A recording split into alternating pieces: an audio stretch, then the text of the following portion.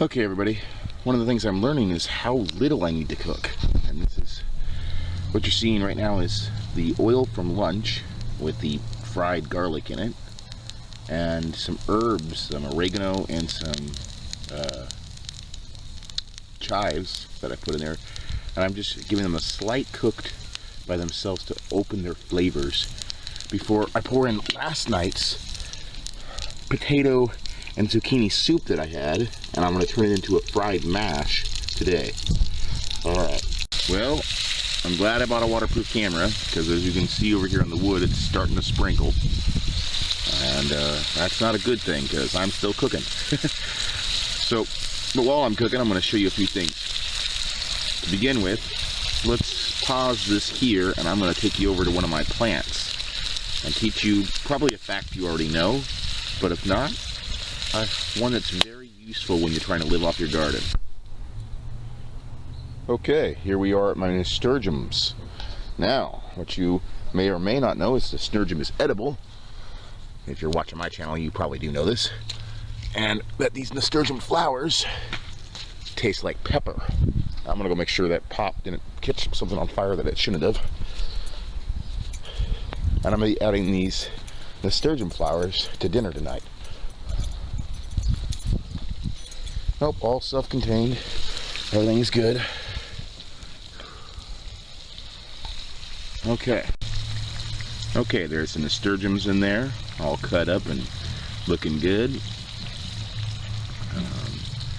I did not get to the ocean today to get seawater, so I was not able to make salt today. So unfortunately, this is still going to be kind of bland. There's one of those good garlics that you probably didn't see me put in there, but this is one of my pickled garlics that I put in there yesterday in the soup, and it gave the soup a nice little pickly flavor.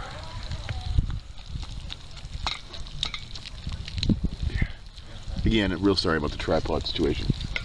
Hold on one second, folks. So here I am just mashing this up,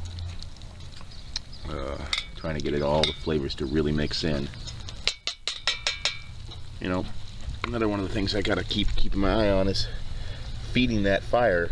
If you don't keep feeding it, if the meal takes longer than it normally would, or longer than a quick egg or something, and you don't feed it over and over again, it starts to cool off.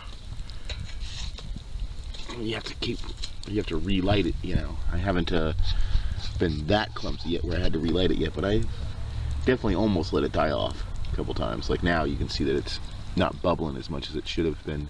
It was a little bit ago.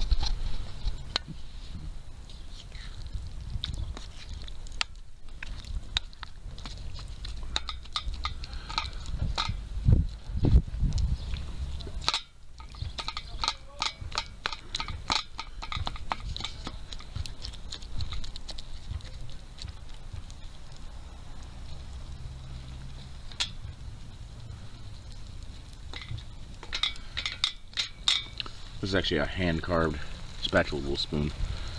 Not by me, of course, but hand-carved still nonetheless.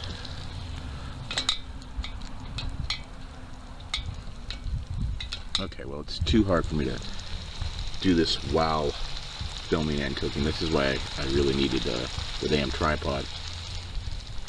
So I'm gonna... A friend of mine has a really good tripod that I'm gonna see if I can borrow from him for a couple weeks while I do this, because it does fit my camera.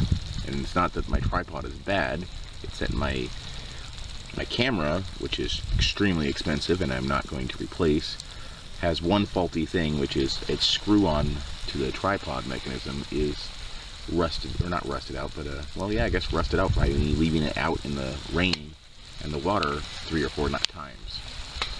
Which is why I bought a waterproof camera, because I do forget things and set it down. Okay, so now I've filled the kettle with some oil and still got the fire going here. And there's the fried mash, which just sounded really good and didn't taste okay, but you know, it needed something with crisp, some crispy factor to it. So real quick, I'm gonna whip up some bread dough and we're gonna make what's called fry bread. or puff bread, depending on which culture you're from. And alrighty. Okay, so I just poured a couple tablespoons, really not much, maybe a fourth of a cup in there. And now I'm gonna add some of the yeast and then some water. And it's really that simple, folks.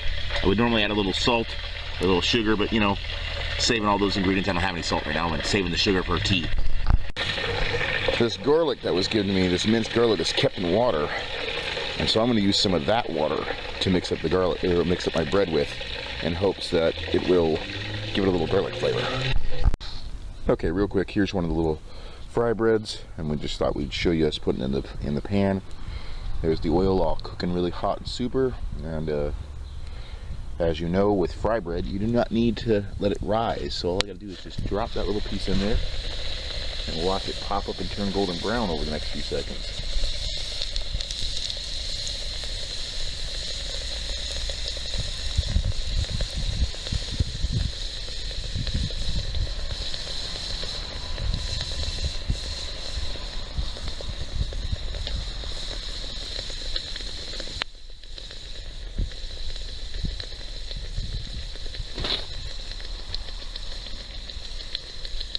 Excuse me for sniveling on camera. I got this damn head cold the day before I started this. Can you believe that? Of course I would get a cold the day before I started to spend 30 days living outdoors.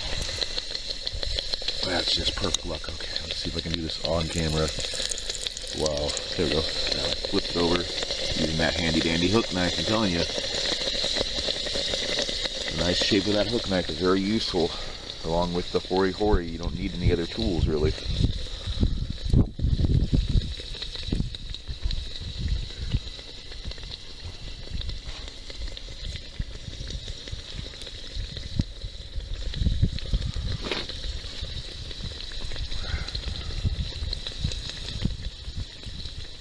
Okay, even though I've definitely got way more than I'm going to be able to eat tonight already, I'm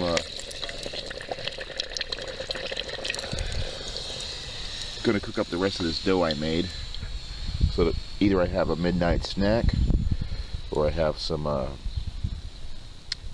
breakfast little bread to go with me. Alright.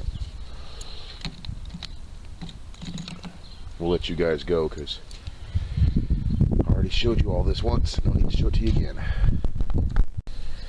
Real quick, while that's cooking the last of these up, I'm just gonna sit here and set that down over the soup there. Or, I don't know, over here somewhere so you can see everything.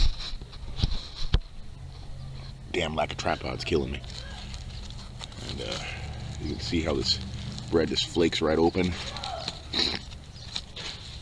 And that's my shovel and spoon pretty much for this nice potato, zucchini, onion, garlic mash. Oh, and don't forget the nasturtiums and the basil, or excuse me, oregano.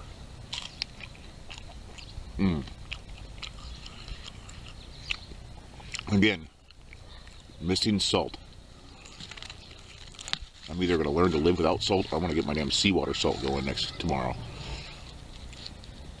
Alright, really good food. And it's all fresh from my garden, except for the bread, of course, is flour I traded.